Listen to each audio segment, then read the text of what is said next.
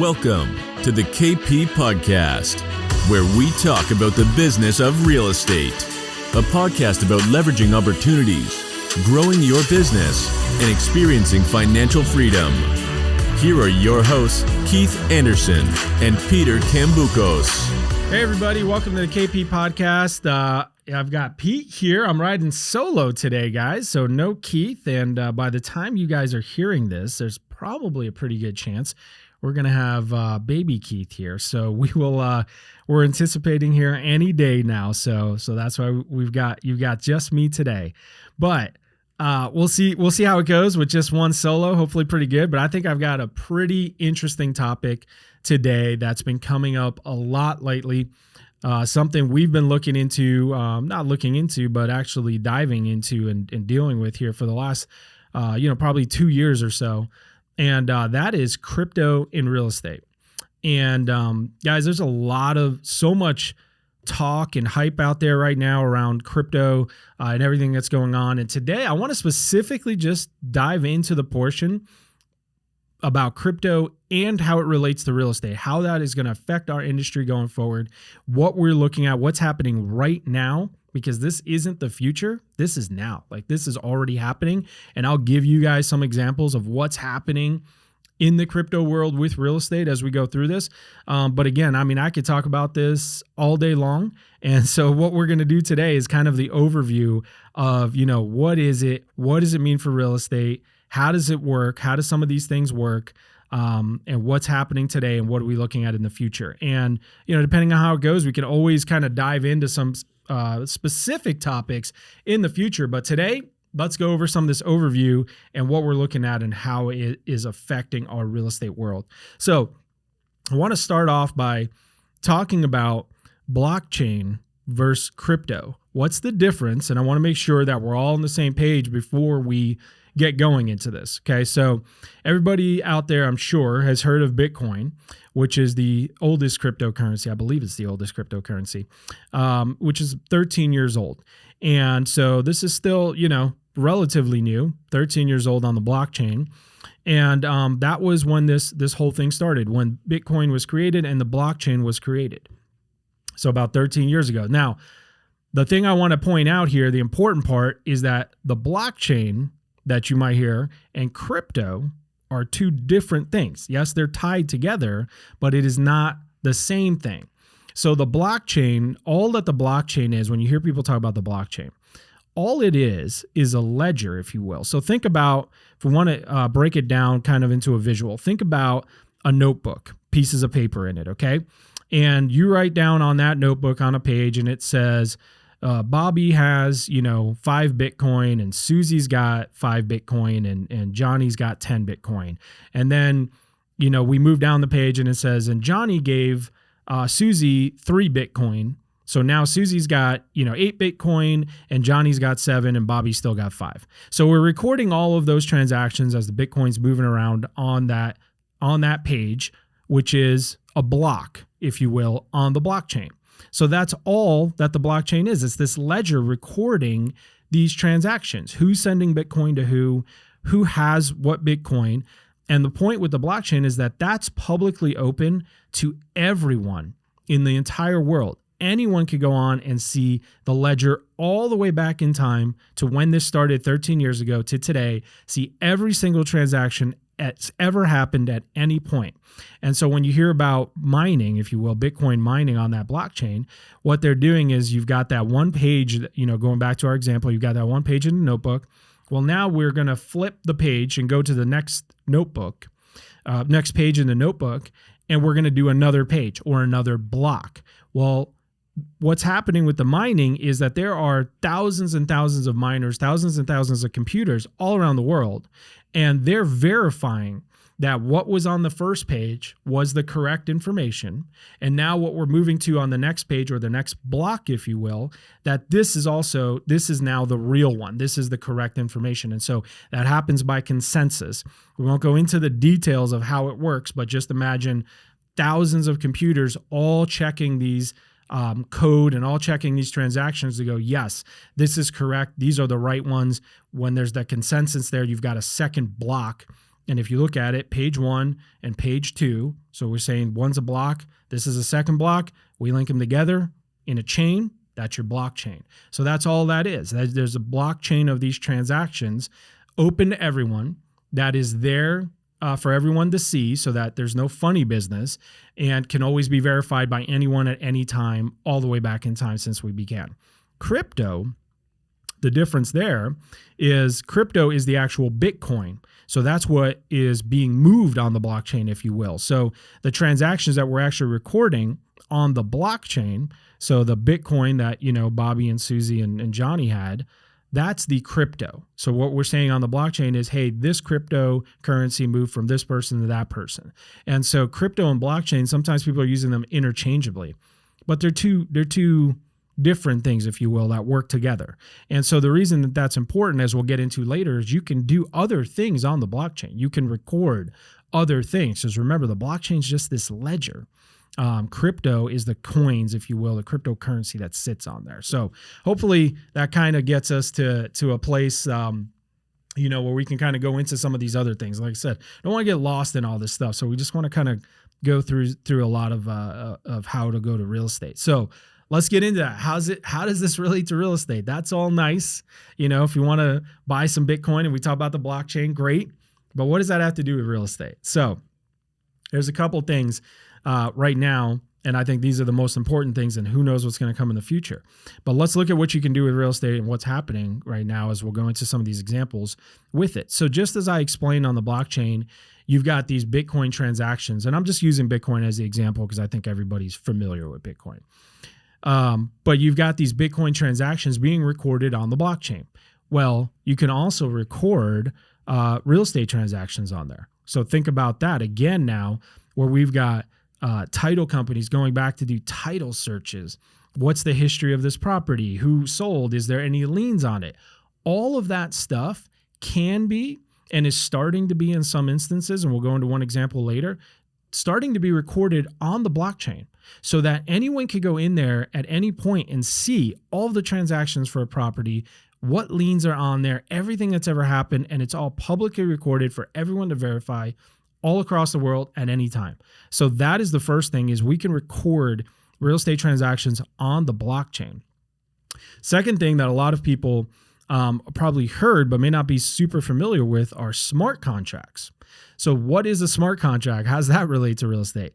Now, when we're in real estate and we think about contracts, we think about purchase agreements, the typical contracts that we're writing to buy a house. That's not what a smart contract is. A smart contract is basically, it's code or an algorithm, if you will. It's if then, if this happens, then this will happen, and it happens automatically. So the way smart contracts would work for real estate, and I'll get into an example of this later, is once we're recording real estate transactions on the blockchain, we can use smart contracts to go, okay, I want to buy 123 Main Street. 123 Main Street's recorded on the blockchain.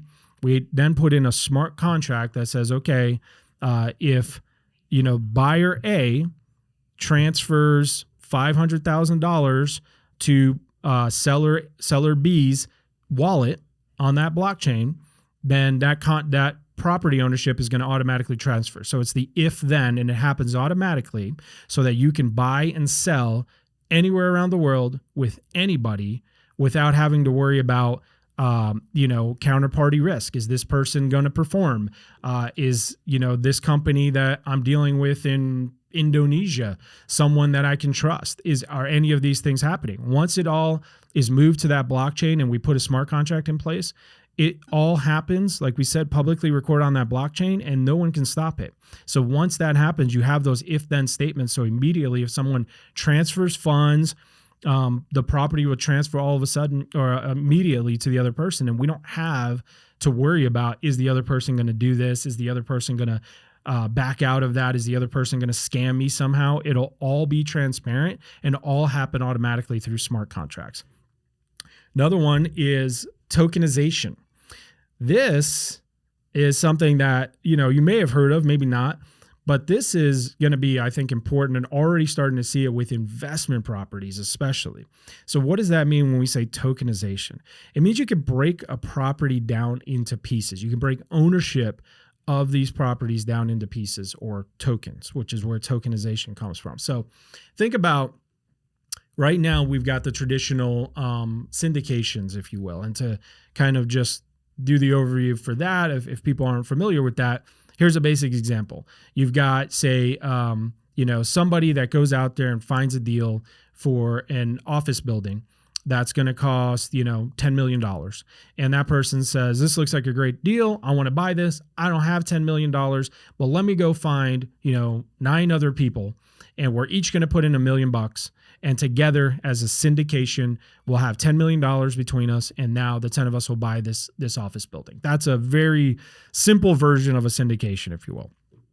Well, what you could do with tokenization is someone who owns that property or wants to go buy that property can break that ownership into 10 different pieces, 100 different pieces, 1 million pieces, 10 million pieces, whatever they want.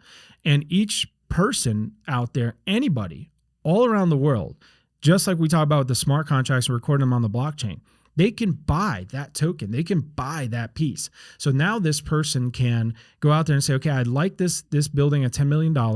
Or, an easier example for someone to understand is, let's say they own this building and they're trying to sell it at $10 million. Well, they could go out there and tokenize it and say, okay, now this building is, I've broken into a million tokens on the blockchain, and I'm going to sell those off at, whatever the price is, $10,000 a piece, $100,000 a piece, to anyone that wants it anywhere in the world. And if somebody wants it, they can instantly go on, buy that token. Ownership of that token will instantly be transferred to them. They've got full ownership of that. No one can take it away from them. It's all recorded and public, and they can sell this now. It opens up the entire world to be able to buy into this property. So it's not just, I've got to go find investors, we've got to put the money together. They can instantly send this out to everyone all over the world, and anyone that wants to buy that token can buy it. Now, thing to point out with these is it's not that these would still be, because you're breaking it up and offering it to anybody out there, even though it's in the blockchain and the crypto world, if you will, still considered a security. So still think about it kind of like, they're regulated the same way a stock would be. The SEC would, at this point, and this is ever changing, still have, the regulation over these, if you will, because you're technically offering an investment to everybody in the world. And so in that case, they're still considered a security, still regulated by the SEC. But guys, this is an ever evolving world where there's a lot of exciting stuff going. And, these are some of the examples of what is already happening and what's coming in the real estate world. And the thing, like we like to say, is this is here. It's happening now. It's not going anywhere. This is just going to become more and more and more, because the technology underneath this stuff, the smart contracts, the blockchain, the NFTs that we'll get into, that stuff's here to stay. And so you've got to learn what some of this stuff is, because you're going to have more and more clients, especially as the world starts going this way, who are interested in this stuff. And this is more and more what's going to be coming in the real estate world. So we're going to have, how does this affect title and escrow? Basically, I think it's going to completely change title and escrow. I think you're going to see, and you already are starting to see, a couple of title companies out there and new ventures that are starting to create title and escrow companies specifically focused around crypto, blockchain, and NFTs, and how to transact on those. And I think at some point we'll have a large number, if not all, title companies. I'm sure not all of them are going to go this way, but we'll probably have the vast majority that are going to have these capabilities and able to transact real estate in that way. So it's going to completely change that title and escrow world. So right now, using some of these, what are some examples and what are some people doing right now? So right now you can buy, and people are buying, properties with crypto. Let's say, go back to that Bitcoin example. People are buying houses with Bitcoin right now. Now, that can happen one of two ways, okay? Typically what's happening in the most popular, prevalent way, if you will, that's happening right now is somebody's got Bitcoin. So let's use an example of, got a house, $500,000 house. Somebody's got $500,000 worth of Bitcoin, and they want to use their Bitcoin to buy a house. So what they can do is transfer that Bitcoin to, a title company or something that is accepting that Bitcoin immediately gets transferred into dollars, seller gets paid out in dollars. So that's one way where you're going crypto to dollars, if you will. So the buyer is transferring over their crypto, but it's immediately being switched over to dollars. The other way, and what we'll probably see more and more of in the future, is a true crypto purchase where somebody is sending crypto to crypto for the property. So there's no dollars actually involved. So again, using the same property, you've got this property that is, listed for $500,000, which is the equivalent to, I don't know where we're at Bitcoin today, but let's just say it's, 10 Bitcoins. So that person then transfers 10 Bitcoins over to the seller. The seller receives not dollars, but 10 Bitcoins. And so it's crypto to crypto. They've now transacted in Bitcoin using our example, and that transfer of that ownership of that property happens without any dollars involved. They transfer crypto on one side from the buyer to crypto on the other side to the seller, and the transaction is completed. So again, that's much more rare today because we don't, you've got to find a buyer who wants to pay with crypto and a seller who wants to accept crypto. So we're still at the early stages of that, but it's happening, and there's going to be more of that. Now, the one thing I will talk about here is, again, as this is so new, we're still seeing, our government at this point trying to put rules in place for how is this stuff going to work? How are they going to regulate it? What are the tax implications? That's the big one. So at this point, as we sit here as of this recording, today, it's still anytime you transact in crypto, it is looked as a property sale, which is a taxable event. So anytime you're, in our case, if they're paying with their Bitcoin and they're changing that to dollars, that could be or is today a taxable event, just the change of that currency. So again, that's ever evolving. And right now, U.S. government and Congress is looking at what are the rules around that? How does that look going forward? So it's ever evolving, but that's where we sit right now. So other thing I want to talk about, and this is going to have a really cool example in here, guys, of something that just happened just over a month ago here in February. So NFTs, okay? What is an NFT and what does that have to do with real estate? So people hear the term NFT, and I'm sure most of you out there are, you think of the artwork, you think of people putting the, CryptoPunks or the Bored Ape NFTs on their profile pictures on social media, and you hear about it that way.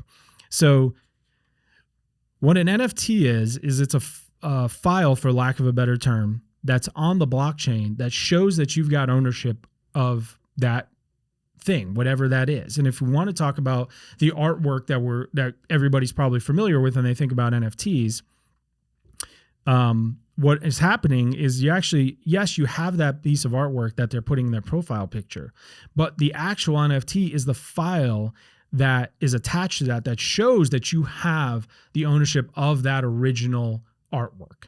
Okay, so that can be thought of, that file can show that you have ownership of anything. It doesn't have to be those, artwork that everybody's familiar with. We're also seeing NFTs for music where people are doing it with songs. You're also seeing NFTs and this is becoming very prevalent. I think we'll see this a ton in the future. Tickets to events. So let's say it's a concert or a sporting event. I know professional sports teams now are partnering with cryptocurrencies and crypto companies to start making NFTs of their tickets. So what does that mean? This file shows that you have ownership of a ticket, but attached to that might be other benefits. If you own that NFT for that ticket, you might get special access to the team. You might get, backstage at a show. You might get some other special spiff that they send out to whoever owns those. So it's showing ownership of something, and that ownership could be anything. And so that's where it comes back to real estate. And I guess just to pause for a second, should probably talk about what NFT stands for. So that means non-fungible token. That's all it stands for. So what that means is can't be changed. It's a file that no one can go in and modify or change afterwards. It shows that you've got, unobstructed and immutable ownership of that thing. So what we're seeing in real estate, and we just saw the very first transaction of a single family residence. It was in Florida, happened last month in February, where the property was sold as an NFT. So think about what that means, okay? They sold this property on the blockchain. Instant ownership was transferred instantly from one person to the next. And I'll break down kind of how this worked as an NFT, because remember, all the NFT is the file behind this showing that you've got ownership of whatever that thing could be: artwork, music, tickets, a house. And so that's what the NFT was. So let's go through that example of what happened with this house in Florida, which was pretty cool. So what they did was they transferred the actual ownership of the house. And before I go through this example, mortgages at this point weren't involved. This was a cash transaction or a crypto transaction from a buyer to a seller. They're looking at mortgages. I know that will be there, but for our transaction, this is a cash transaction, if you will, so no mortgage involved. So what they did was, in this instance, they took the property, they moved the ownership of the property onto the blockchain. And what I mean by that, and the way that they did that, is they put the property into an LLC and moved the ownership of that LLC onto the blockchain and created an NFT. So now the ownership of that LLC that owns the property, the ownership of that was put into that file, into that code onto the NFT, and it was recorded on the blockchain. So now they have the ability to transfer ownership of that LLC to anyone in the world instantly through a smart contract, and that would instantly transfer ownership of that house. Now, in this case, because it was the first one, they already did all of the background work, if you will. So inspection was done. They went through the title report, and all of that was recorded. All of that information, all those findings were recorded on the blockchain as part of that NFT. So anyone going on there can see all the history. They can see everything that was done with the house. They can see the virtual tour of the house, and they can see what they were looking at before bidding on the property. So house was transferred onto the blockchain through an LLC. And then they set up an auction, an online auction, so that anyone in the world could come look at the virtual tour, look at, the history of this house, and bid on it. And this was done through a smart contract on the Ethereum network. And the Ethereum network is just, where we've got where you've got Bitcoin as one cryptocurrency. Ethereum is another cryptocurrency, the second biggest next to Bitcoin. And the reason that they use the Ethereum network is because the Ethereum network is what allows for smart contracts. So that is the network where NFTs and smart contracts reside, if you will. That's where we can transact in them.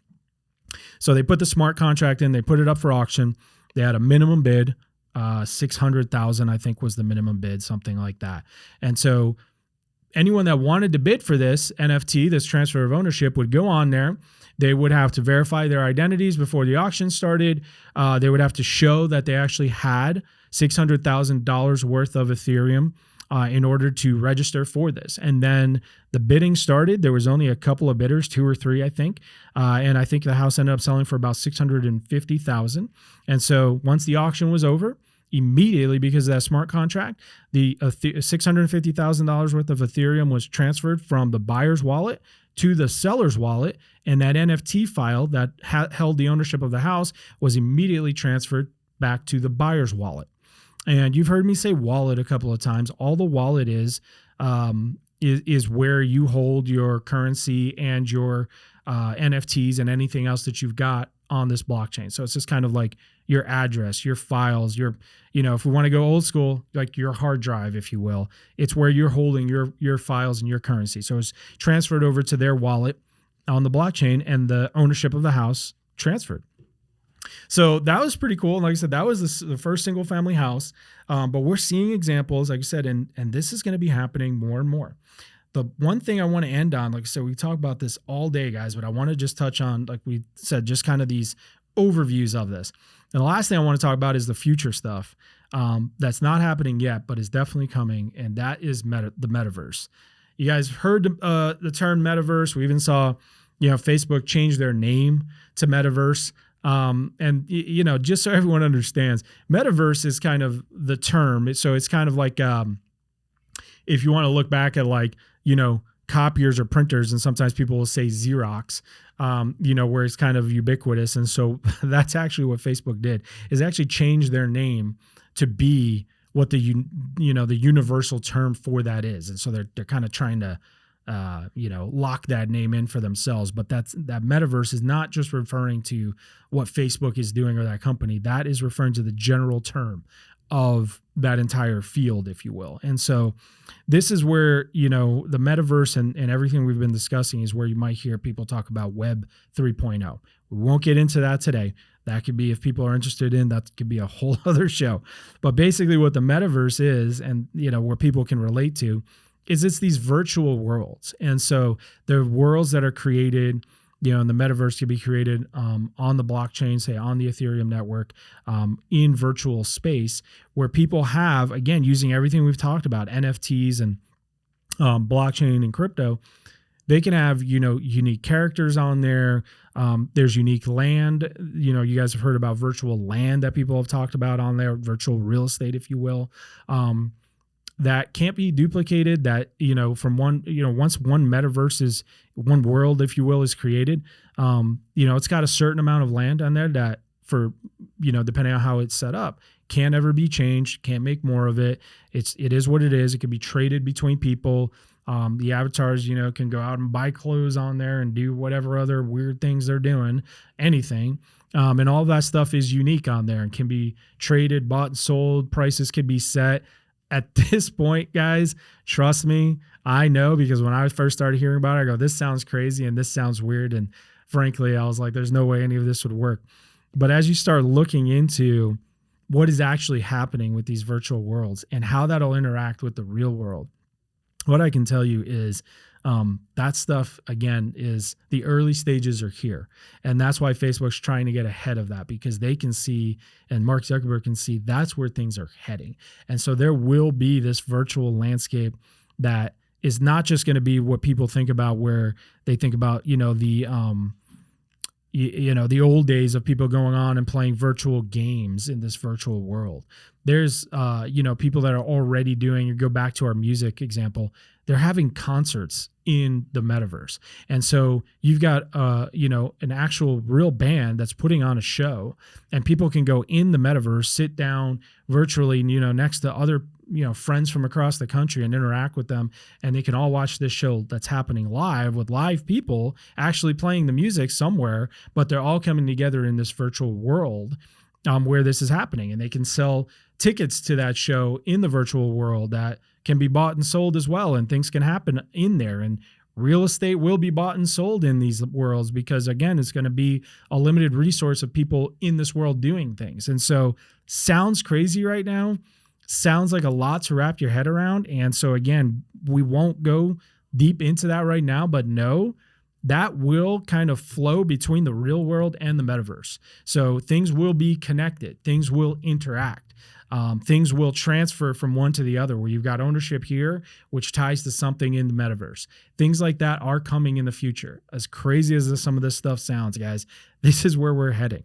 And so hopefully today, like I said, guys, this is stuff we could deep dive on. Basically any of these, metaverse, NFTs, smart contracts. We can go into whole episodes on any of this stuff. Let me know if this is something you guys are interested in. We could put more out there. I know we're going to have some training coming up in the future on this stuff as well. So if this is something that you guys want to learn more about and you're interested in, let us know. Reach out to us. questions@kpeliteaz.com is the best way to reach out to us, guys. Let us know what you think. And then thanks you guys for listening. Please subscribe, kppodcast.com. Follow us on Instagram, YouTube, Facebook, on all of our channels. And again, let us know what you think. Hopefully you guys got something out of this, and we'll see you guys next time.